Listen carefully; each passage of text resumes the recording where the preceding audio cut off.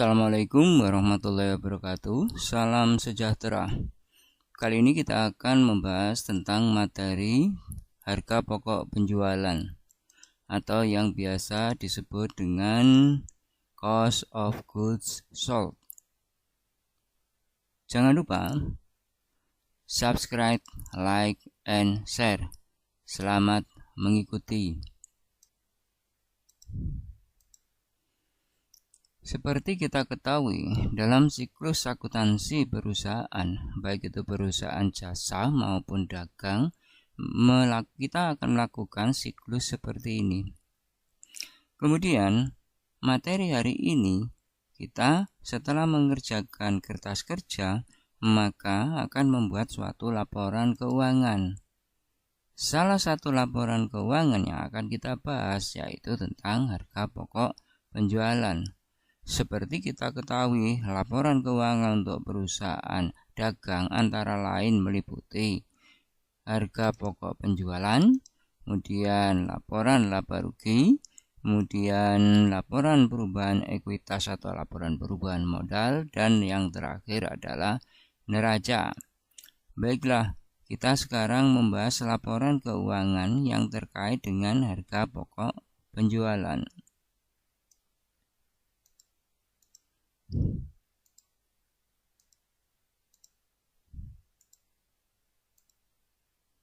Harga pokok penjualan atau yang biasa disebut cost of goods sold adalah keseluruhan biaya perolehan barang dagang yang telah dijual selama suatu periode akuntansi.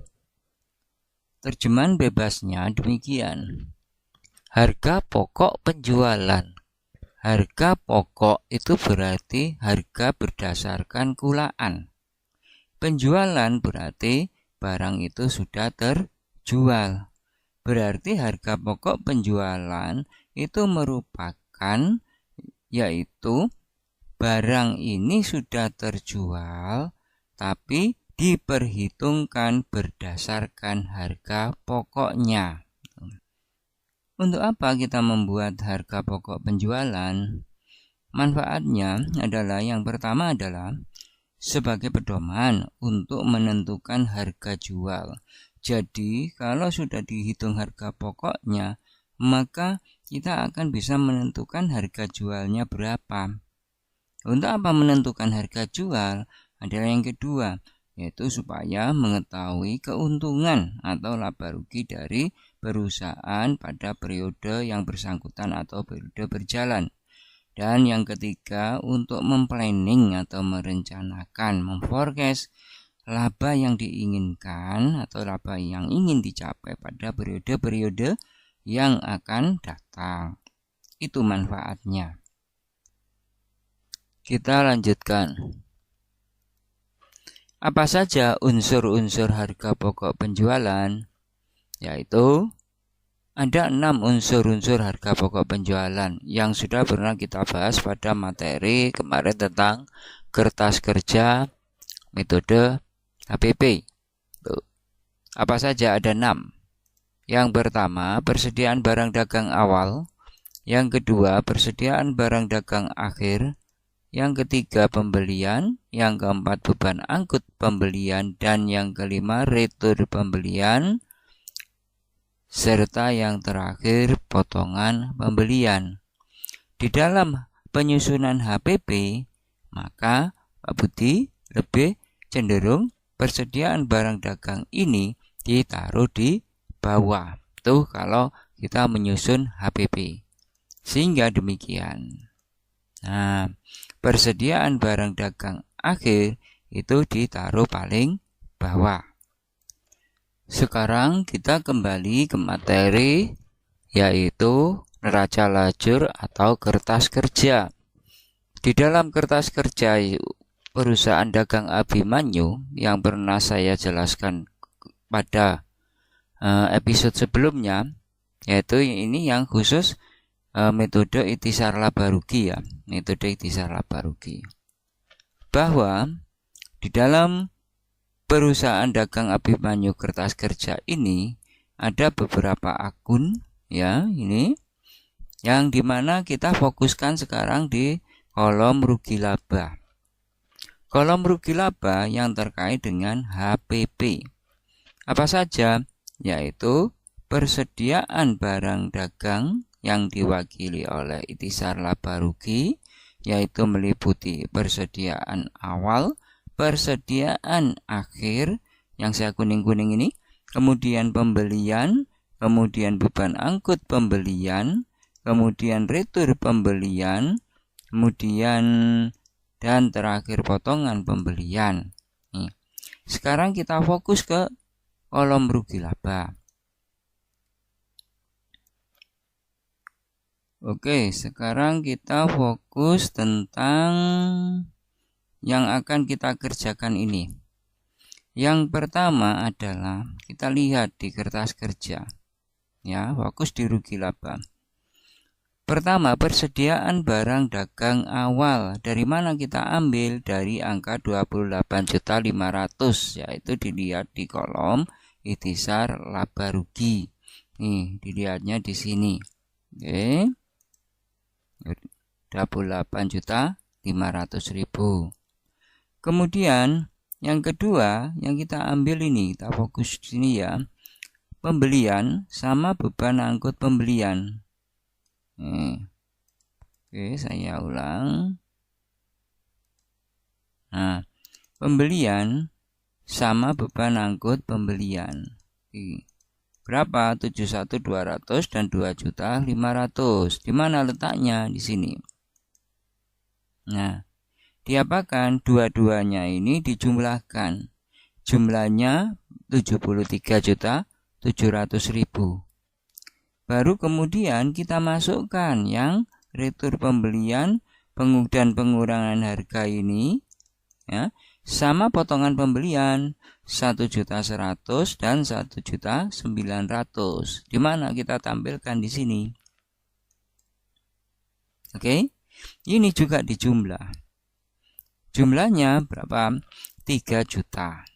Nah, penjelasan saya setelah ini diapakan? Yaitu antara jumlah pembelian dan beban angkut pembelian ini dikurangi dengan jumlah retur pembelian dan potongan pembelian.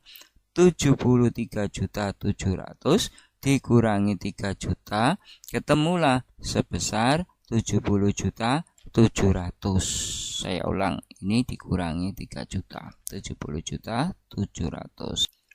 Selanjutnya, persediaan barang dagang awal, ya, ditambah dengan pembelian bersih, nih, itu disebut dengan barang yang tersedia untuk dijual.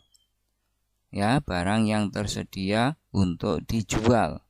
Berapa? 99.200.000 rupiah.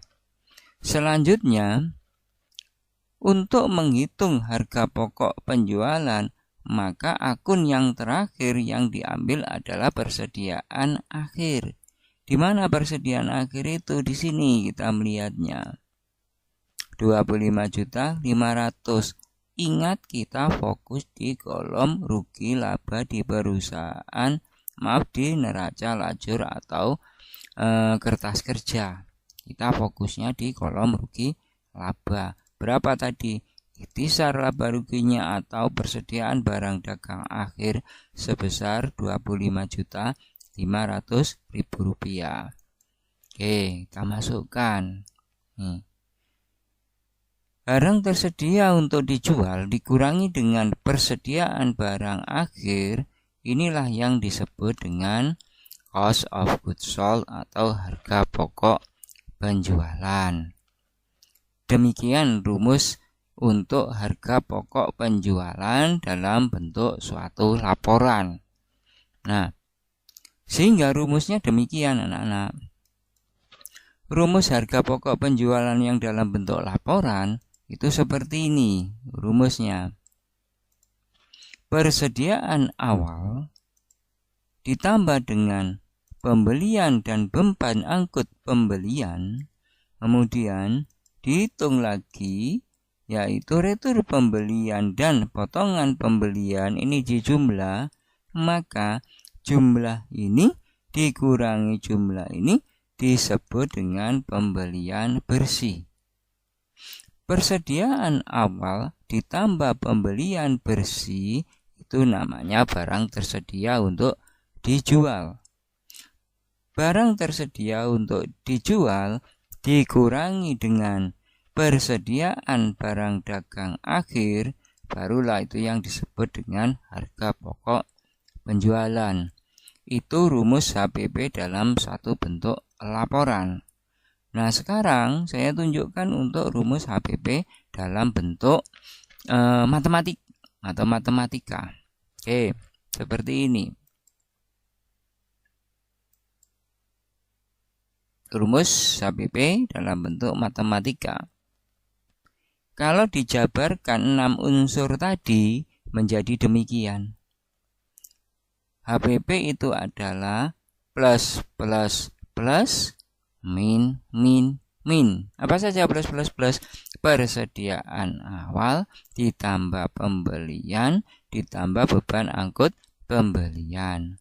Min min min retur pembelian, potongan pembelian dan persediaan akhir. Itu di dalam rumus matematikanya 6 unsur kita tampilkan semua.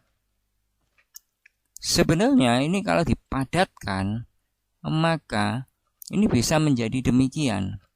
Ulang, persediaan awal itu adalah ini. Kemudian pembelian bersih adalah pembelian tambah beban angkut pembelian min retur pembelian dan dikurangi potongan pembelian. Persediaan akhir adalah yang ini. Kalau dimampatkan lagi rumusnya diperas lagi seperti ini. Yaitu HPP sama dengan barang tersedia untuk dijual dikurangi persediaan akhir. Itu rumus HPP dalam bentuk matematika.